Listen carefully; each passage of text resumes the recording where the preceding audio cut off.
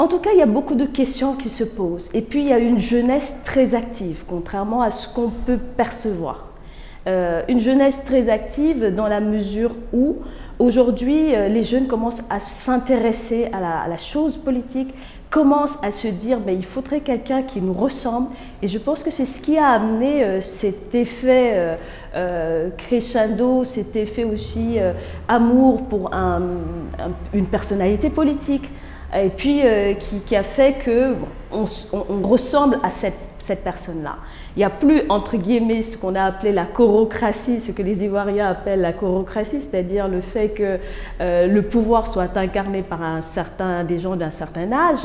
On voit en fait, au contraire, une catégorie de personnes qui sont plus vers la retraite qu'autre chose. Cela ne veut pas dire qu'on va faire abstraction des gens qui sont d'un certain âge. On a besoin d'un dialogue, mais les jeunes aussi ont besoin de prendre la place qui est la leur. C'est-à-dire qu'aujourd'hui, on est à 70% de population jeune. Il faudrait que celle-ci se reconnaisse par rapport aux actes politiques posés, mais par rapport aussi à l'engagement qui doit être le leur, qui leur doit être dédié en fait.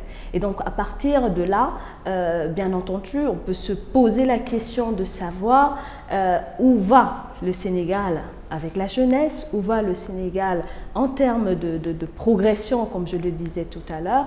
Et c'est un moment idéal, je pense, adéquat pour mettre en relief toutes les réflexions qui ont eu à être faites, notamment